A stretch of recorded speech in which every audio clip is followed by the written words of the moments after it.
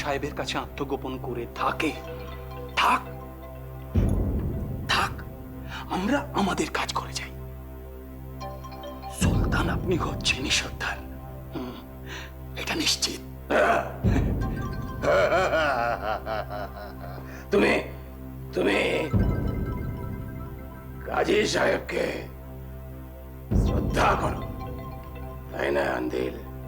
হ্যাঁ সর্দার, গাজী সাহেবকে আমি খুব শ্রদ্ধা করি, কিন্তু সর্দার আমি যা করছি, যা বলছি, তা আপনি এটা জানবেন যে সব দিক বিবেচনা করে বলছি। সর্দার, এখন আর নতুন করে কারোর সাথে বিবাদ বাঁধানো বোধহয় আমাদের ঠিক হচ্ছে না, বোধহয় উচিত নয়। বরং উচিত আমাদের নিজেদের শক্তিটা যাচাই করে নেওয়া। হ্যাঁ, ভালো বলেছ, ভালো বলেছ, খুব ভালো বলেছ আন্দিল। আমিও ঠিক এই কথাটাই ভাবছিলাম। এই গৌড় বাংলায় সুলতানের যত সৈন্য আছে সবাইকে বোঝাতে হবে যে সুলতান কোনো কাজের নয়।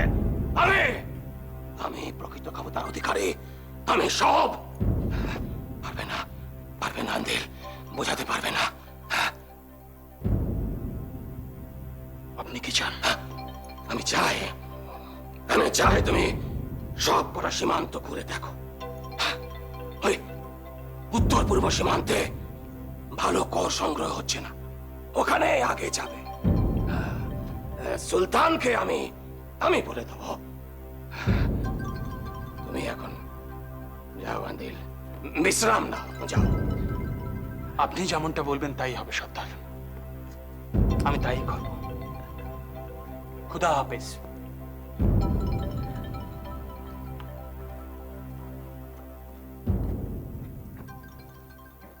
সর্দার, মালিক আন্দিলকে একা পাঠাবেন? না, ওর সঙ্গে ইয়াকরাজ খাঁ যাবে, তাহলে সুলতানও সন্দেহ করবে না, আমার কাজটাও সোজা হয়ে যাবে। আমি সুলতানকে বোঝাবো যে মালিক আন্দিল কর সংগ্রহ করতে যাচ্ছে, তাতে সুলতানের অনুমতি পেতে অসুবিধে হবে না, আমার কাজও সোজা হয়ে যাবে। আপনি কি কোনো বিশেষ কারণে মালিক আন্দিলকে গৌড় থেকে সরাতে চাইছেন সর্দার?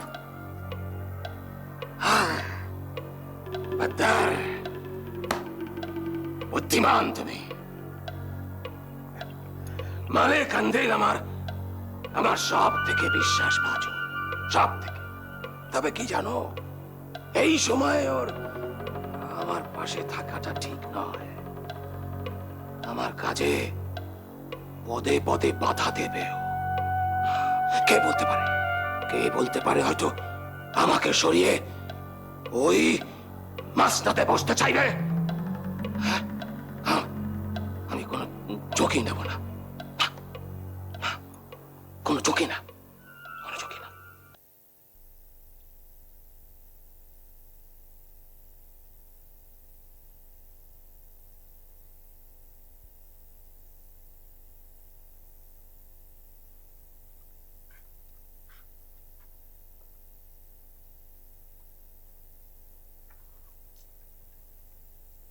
কর সংগ্রহের কথা খোঁজা বারবাক আমাকে বলেছে, দেখো কি করতে পারো।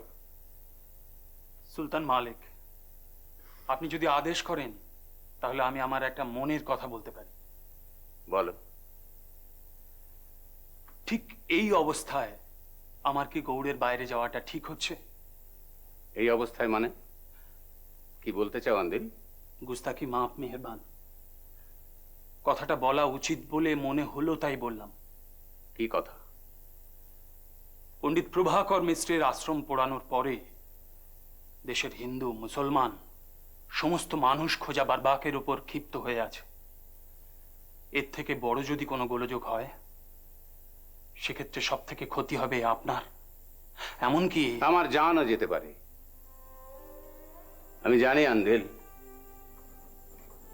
গৌড়ের সিংহাসনে বসা আর মৃত্যুর খাতায় নাম লিখিয়ে রাখা একই। মরতে আমি ভয় পাই না, কিন্তু আমার পর কে আসবে সে কথা ভেবে আমি ভয় পাই।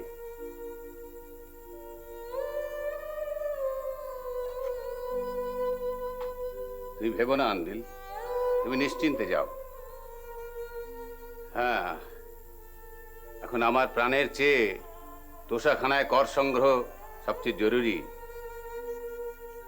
হ্যাঁ, আর একটা কথা, কার কাছে যেন শুনলাম উত্তর পূর্ব সীমান্তে কারা যেন গোলমাল পাকাচ্ছে। তুমি একটু খবর নিও। আমিও শুনেছি মালিক। তুমিও শুনেছো? জি মালিক। কারা গোলমাল পাকাচ্ছে, কি নিয়ে? কারা গোলমাল পাকাচ্ছে বা কি নিয়ে এটা বলা মুশকিল মালিক, তবে আমিও সেখানে পৌঁছে গিয়েই খবর নেব। মালিক, আমার কানে একটা অন্য গুজব এসছে। কিসের গুজব? গৌড়ে নাকি ব্রাহ্মণ রাজা হবে। গৌড়ে ব্রাহ্মণ রাজা হবে? জি মালিক। কারা ছড়াচ্ছে এ গুজব? গুজবের উৎস কোথায় সেটা বলা মুশকিল মালিক, তবে এই সংবাদে নবদ্বীপ শান্তিপুরের ব্রাহ্মণ পণ্ডিতরা অত্যন্ত আহ্লাদিত। স্বাভাবিক, খুবই স্বাভাবিক। কিন্তু আমি ভাবছি এমন একটা অদ্ভুত গুজব ছড়াচ্ছে কি করে?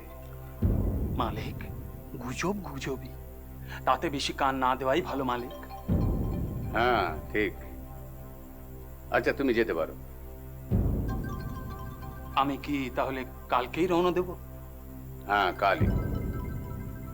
আর শোনো, কোনো বিশেষ খবর পাঠানোর যদি দরকার মনে করো তো লোক মারফত পাঠাবে, তুমি নিজে আসবে না, তুমি ওখানেই থাকবে। মালিক, আমি ইয়াগরাজ খাকে সঙ্গে করে নিয়ে যাচ্ছি, প্রয়োজনে সেই সংবাদ বাহকের কাজ করবে। ভালো।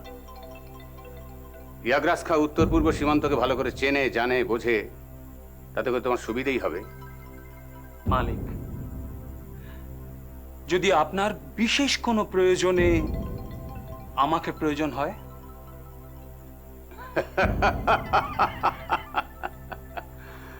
আমি তোমায় ডেকে নেবো। খুদা হাফেজ মালিক। খোদা হাফিজ।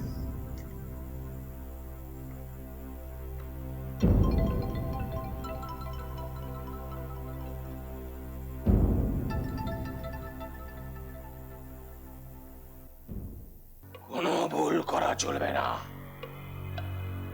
এতদিন অপেক্ষা করার পর এসেছে সেই অন্তিম মুহূর্ত।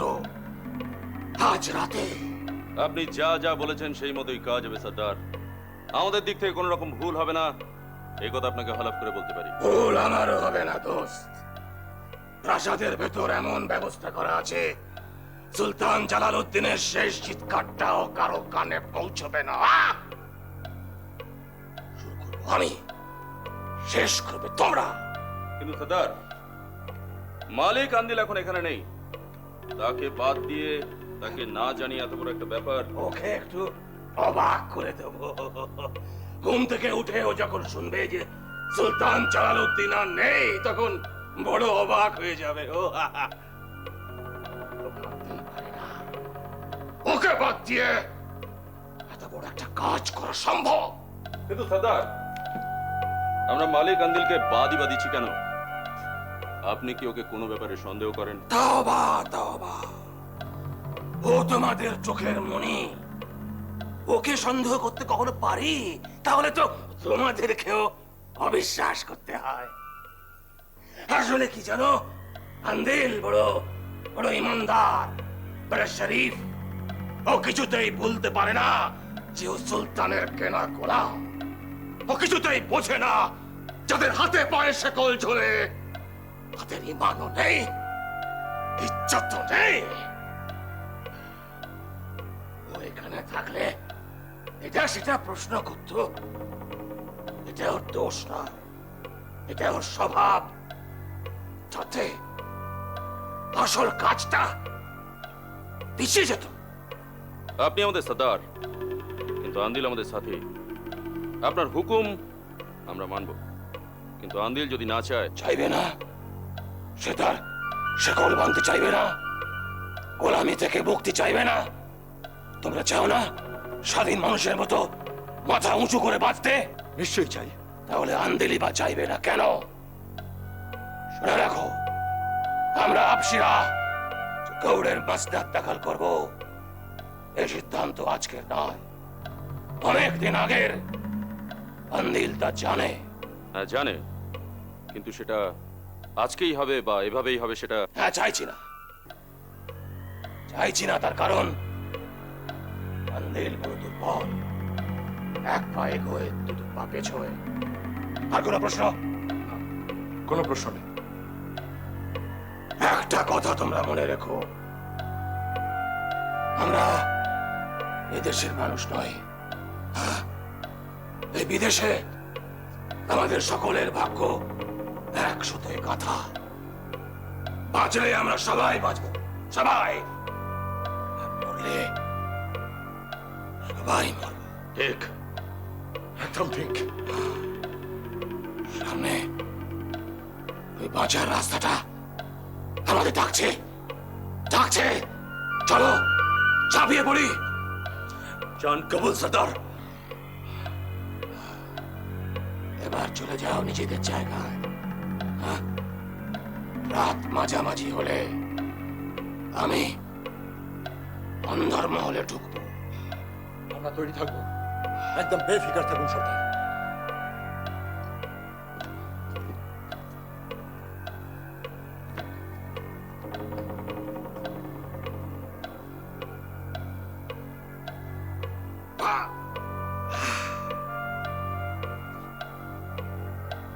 মালিক আন্দিল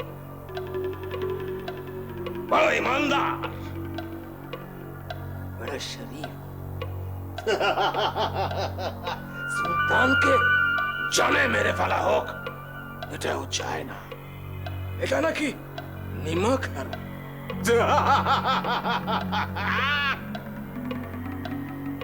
মাংস খাবো, রক্ত দেখবো না। কাট। কিন্তু ওই নির্বোধকে আমার দরকার। হ্যাঁ, ওর ইমানদারি আমার ভবিষ্যতের ভরসা। ঠিক মতো ওকে বশ করতে পারলে এই সুলতান বরবকশার নফর হয়ে সারা জীবন কাটাবে ওই নিমকের কুত্তা মালিক আন্দিল। ইয়াকাস, মালিক, এখানকার কাজ যত তাড়াতাড়ি সম্ভব আমাদের সেরে গৌড়ে ফিরে যাওয়া দরকার। সর্দার বারবাককে আমার বিশ্বাস নেই, যে কোনো মুহূর্তে যে কোনো রকম ঘটনা ঘটাতে পারে। আপনাকে না জানিয়ে ও তেমন কিছু করবে? হাজার হোক, মালিক আন্দিল এখন খোদ সুলতানের প্রিয় পাত্র। খোদ সুলতানের প্রিয় পাত্র, আর সেই সুলতানকেই যদি খতম করার পরিকল্পনা করে বারবাক, তাহলে কি আমার সাথে কোনো আলোচনা করবে? না না, আমার তা মনে হয় না ও এত বড় ঝুঁকিটা নেবে। তুমি জানো না ইয়াকাস, ক্ষমতার নেশায়, মাসনাদের লোভে ওই বারবাক উন্মাদ হয়ে গেছে। আমি তাকে বলবার চেষ্টা করেছি যে সুলতানকে খতম করে মাসনাদে বসা আর নিজেদের হুকুমত কায়েম রাখা এক ব্যাপার নয়। অনেকদিন আগে সাউদি খা আর নাসির খা সুলতানকে খতম করে সিংহাসন দখল করেছিল, কিন্তু কতদিন রাখতে পেরেছিল? পারেনি এক গাছ। আমি রুমরাহরা এক কাট্টা হয়ে তাদেরকে খতম করেছিল। আমার বড় ভয় করছে ইয়াকাস, বড় ভয় করছে বারবাক যেন সেই ভুলটা না করে বসে। মালিক, যতদূর মনে হচ্ছে এখানকার কাজ শেষ করতে আর বেশি দেরি হবে না। মুলুকপতিরা সবাই আপনার অনুগত হয়ে পড়েছে। এরপর এই এলাকার শাহী খাজানার ব্যাপারে কোনো গোলমাল হবে বলে মনে হয়। যশন খাঁকে রেখে এসেছি প্রাসাদে, বারবাকের চলাফেরার উপরে নজর রাখতে। সুলতান জালাল উদ্দিন, সুলতানা বেগম, শাহজাদার জন্য কোনো ক্ষতি না হয়। যদি কোনো ক্ষতির আশঙ্কা দেখে তাহলে তার আগেই যশন সমস্ত ব্যবস্থা নেবে। আপনার সব চেষ্টা সত্ত্বেও যদি কোনো অঘটন ঘটে, যদি বারবাক সুলতানকে খতম করে, যদি করে, তাহলে আপনি কি করবেন কিছু ভেবেছেন? ভেবেছি। ইয়াগ্রাস, ইয়াগ্রাস, ইয়াগ্রাস। মালিক, আমার মনে হয় যে এই মুহূর্তে এই সময়ে প্রাসাদের বাইরে কোনো কাজে আমাদের পাঠানো সুলতানের ঠিক হয়নি। এখানকার অবস্থা ভীষণ ঘোরালো হয়ে উঠেছিল, প্রায় বিদ্রোহের মতো। আপনি ছাড়া আর কেউ ছিল যে সামাল দিতে পারতো? ঠিক, আবার এও ঠিক, হয়তো সুলতান কখনো ভাবতেও পারছে না যে বারবাক তার প্রতি হামলা করতে পারে। ঠিক, আর সেই জন্যই আপনাকে বাইরে পাঠাবার ঝুঁকি উনি নিয়েছেন। না ইয়াগ্রাস, আমার আমার কেন জানি মনে হচ্ছে যে কিছু একটা ঘটবে, ভয়ঙ্কর কিছু। আমি আসার সময় বারবাকের সঙ্গে দেখা করেছিলাম, আর ওর দু চোখে দেখেছিলাম আগুন। আগুন? আগুন, বারবাকের চোখ দুটো জ্বলছে, দিক দিক করে জ্বলছে, আর যেন বলছে, আন্দিল যাচ্ছ যাও, ফিরে এসে দেখবে সব পুড়ে ছাই হয়ে গেছে।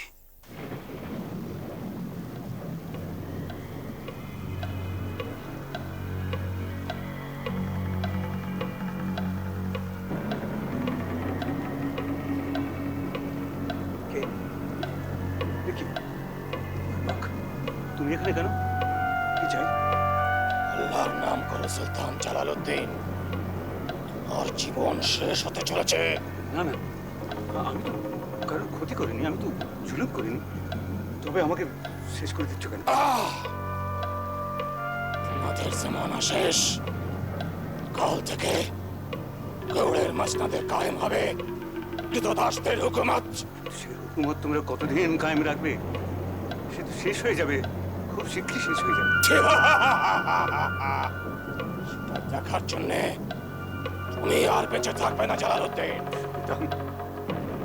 কাপুরুষের দল, কৃতদাসের দল আমাকে পারিস তো? আমার হাতে একটা হাতিয়ার দে, এইভাবে নিরস্ত্র মানুষকে।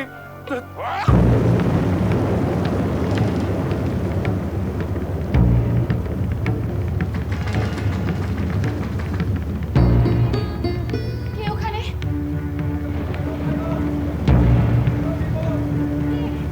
কে তুমি?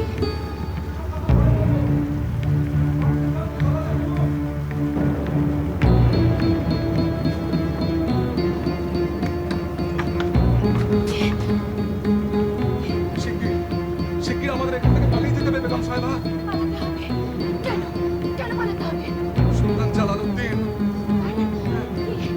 কি হয়েছে সুলতানের? তিনি আর নেই। না! বলতে পারে না। তুমি ভুল বলছো। তুমি মিথ্যে কথা বলছো। সেসব বিচার পরে করবেন বেগম সাহেবা। যদি বাঁচতে চান তাহলে এই মুহূর্তে হাবিলে থেকে আমাদের এখান থেকে পালিয়ে যেতে হবে। নাহলে আপনি আপনাকেও বাঁচাতে পারবেন না, আর এই শাহজাদাকেও নয়। শেষ। চলো এবার বেগম মহলে।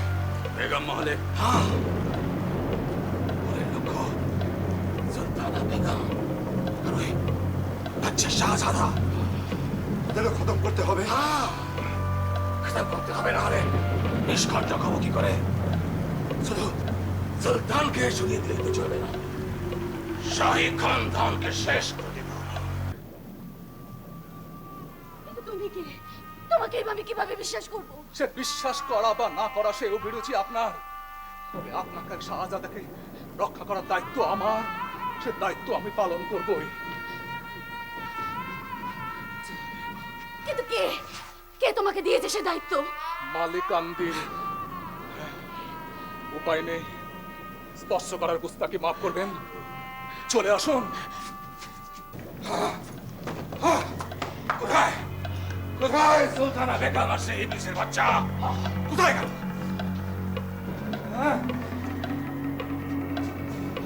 সর্দার পালিয়েছে। পালিয়েছে? কি করে পালালো? এ থেকে জানালো যে সুলতান খতম হয়েছে। কে জানালো? কথা বলতে পারবো না। ঠিক আছে, ঠিক আছে, পালিয়ে যাবে কোথায়? গৌড় মহল্লায় কোথায় আমার নজর এড়িয়ে লুকিয়ে থাকবে তুমি? নিস্তার নেই। সুলতানা বেগম বারবাক যখন একবার রক্তের স্বাদ পেয়েছে তার থাবা এড়িয়ে তুমি বাঁচতে পারবে না, কিছুতেই না।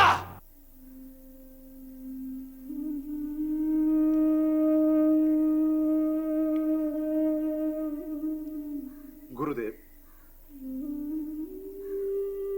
গুরুদেব,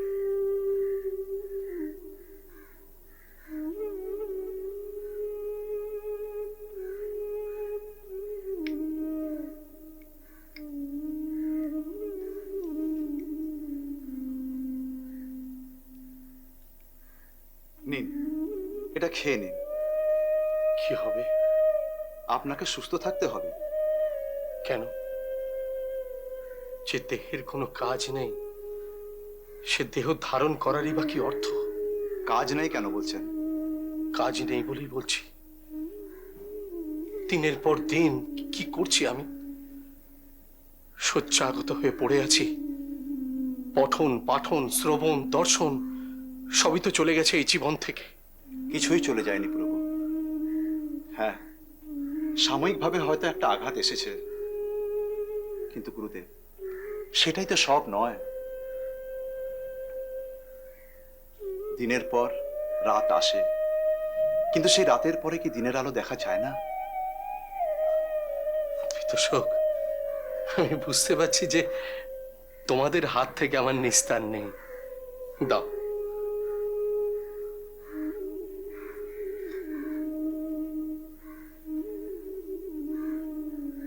কেউ এসেছে বোধহয়।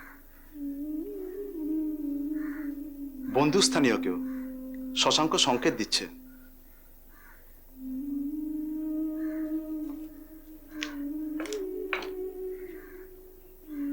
শত্রু হলেও বা আমাদের কি করার আছে? কাজী সাহেব আসুন, আসুন।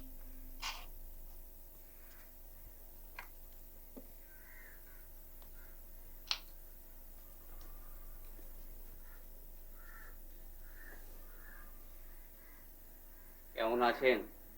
একই রকম, জ্বরের আবার ভালো আর মন্দ।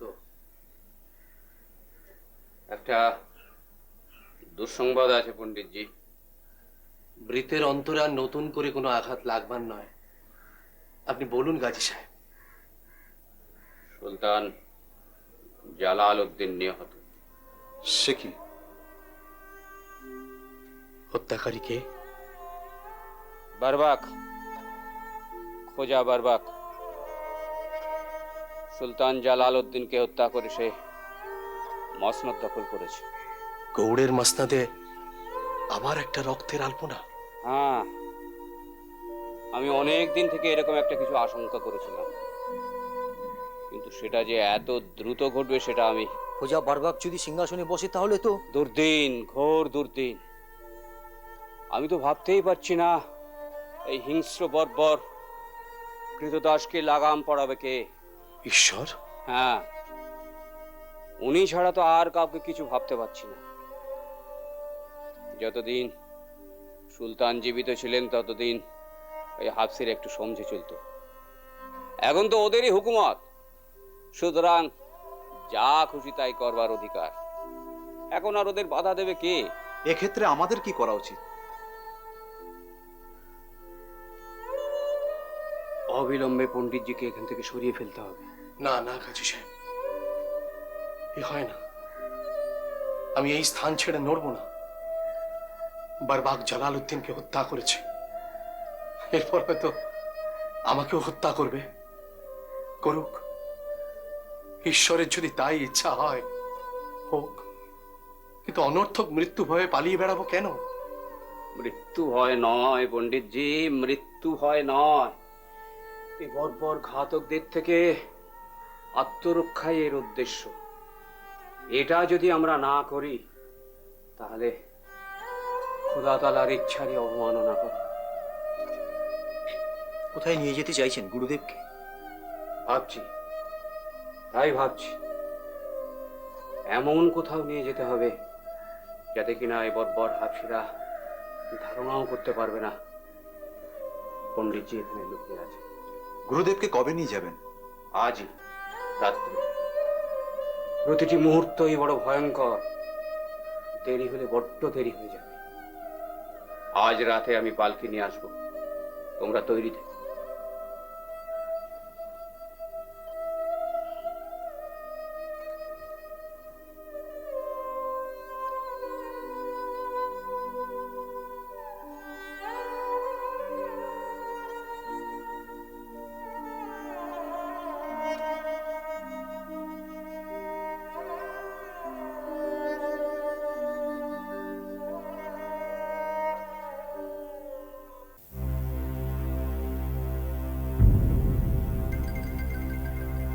জনাব, আরে আসুন কাজী সাহেব, আসুন আসুন।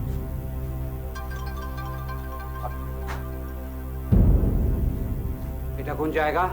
এটা আমার মহলেরই একটা অংশ। এখানে আনাচপাতি থাকতো না। শুধু আমি এদিক থেকে একটা আসি না, আপনার সঙ্গে গোপনে আলোচনা করবো বলেই এই জায়গাটা আমি নির্বাচন করেছি। বসুন বসুন, তসরিফ রাখুন। শুক্রিয়া। এবার আপনার ঘুমটাটা খুলুন। হ্যাঁ, মানুষ হয়েও যে দানসীন হতে হবে এটা আগে কখনো ভাবিনি। এটা আমাদের ভাগ্যের পরিহাস। এছাড়া কি করবো বলুন? গৌরনগরের অধিকারী সুবুদ্ধি রায়ের সঙ্গে দেখা করতে গোপনে আসতে হচ্ছে মখদুম শাহ গাজীকে। প্রজা বর্বকের মতন একটা অশিক্ষিত দানব যখন মসনদে আসেন, তখন কে কার নিরাপত্তার দায়িত্ব নেবে বলুন? শুনেছি সে দুজনকে সবচেয়ে বেশি ভয় পায়, সবচেয়ে বেশি ঘৃণাও করে। প্রথম জন আমি, দ্বিতীয় জন পণ্ডিত প্রভাকর মিশ্র। প্রভাকর মিশ্র? হ্যাঁ, পণ্ডিত প্রভাকর মিশ্র। আগে তো আমাদের সুলতান উন্মাদের মতো খুঁজছেন।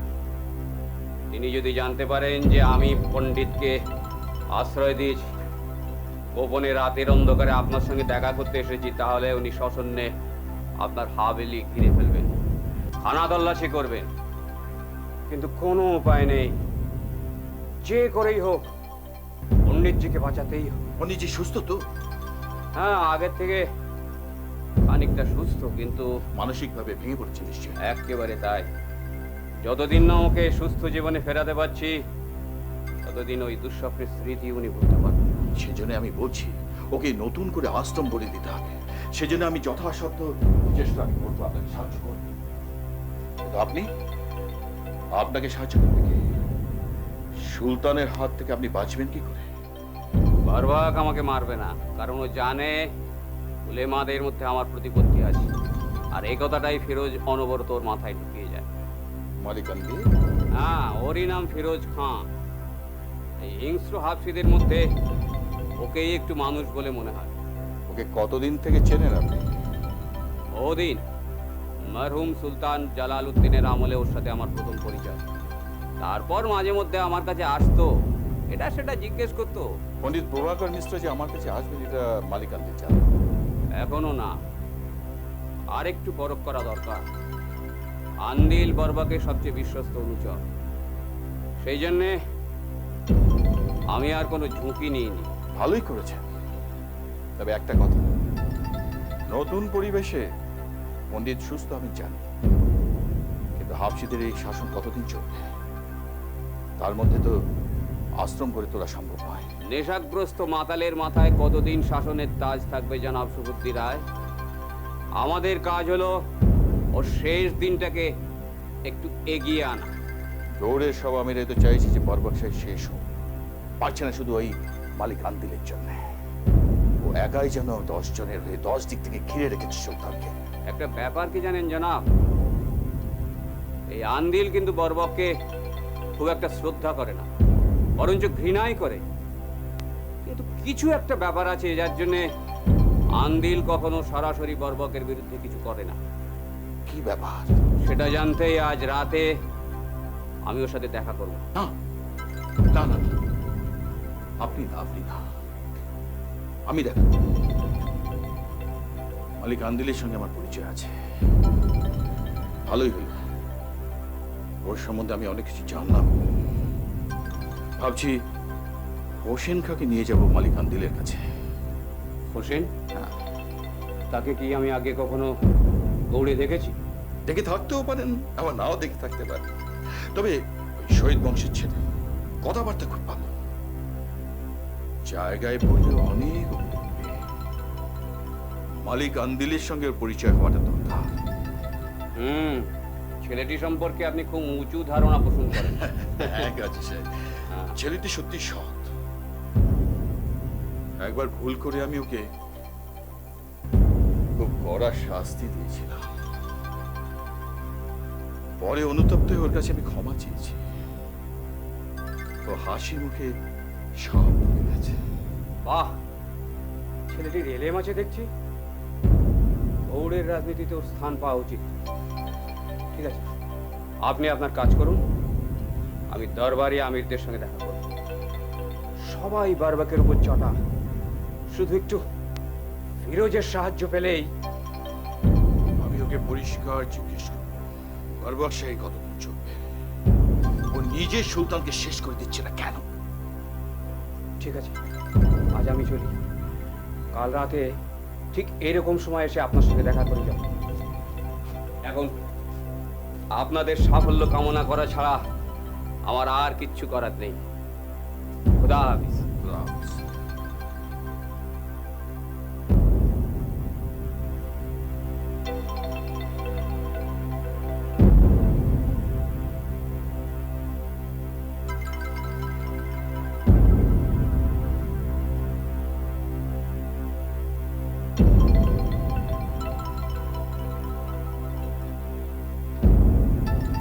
কাশি, কাশি,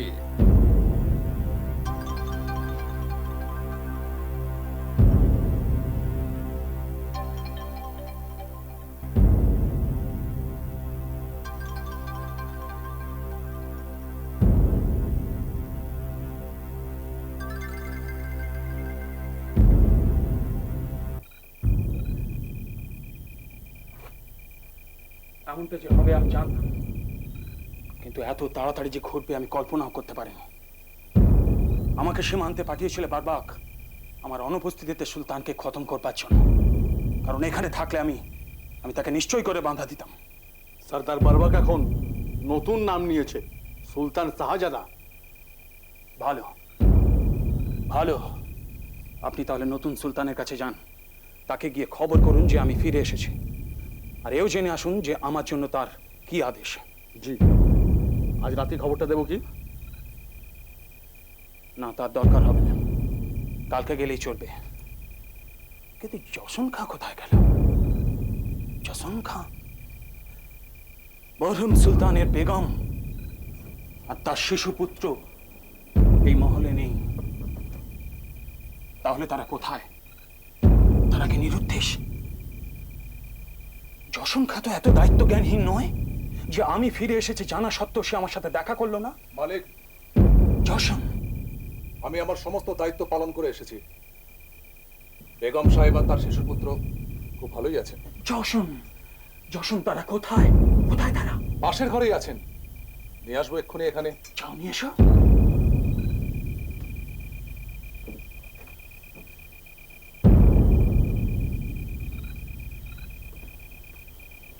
আপনি তাহলে এক কাজ করুন,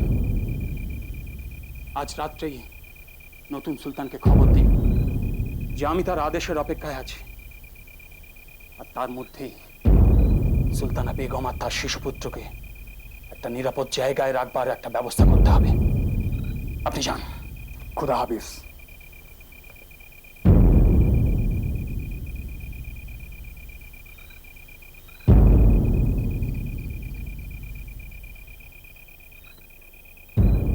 আসুন, আসুন বেগম সাহেব, এই গরিবের কুটিরে আপনাকে আমি স্বাগত জানাচ্ছি। দয়া করে তশরিফ রাখুন। আমি জানি বেগম সাহেব যে আপনার উপর দিয়ে কিরকম ঝড় বয়ে গেছে, এখনো যাচ্ছে। শাহজাদা কেমন আছেন? কোথায় আছেন? শাহজাদা জশন খা তাকে এক দাইয়ের হাতে তুলে দিয়েছে, সে আন্দারে নিয়ে গেছে। মালিক আন্দিল, যদিও আপনার সঙ্গে এই আমার প্রথমবার সাক্ষাৎ, তবুও আমি বলবো আপনি আমার এবং আমার পুত্রের জন্য যা করেছেন তার জন্য পুরস্কার আপনাকে শুধু আল্লাহ তাআলাই দিতে পারেন। আমি শুধু কৃতজ্ঞতা জানাতে পারি মাত্র। বেগম সাহেবা, মরহুম সুলতান আমাকে অত্যন্ত স্নেহ করতেন, অত্যন্ত স্নেহ করতেন। সুলতান মৃত্যুকে সামনে দেখেও উপেক্ষা করতে পেরেছিল। আমি তাকে শ্রদ্ধা করি, হ্যাঁ বেগম সাহেব, কিন্তু আমি তাকে বাঁচাতে পারিনি।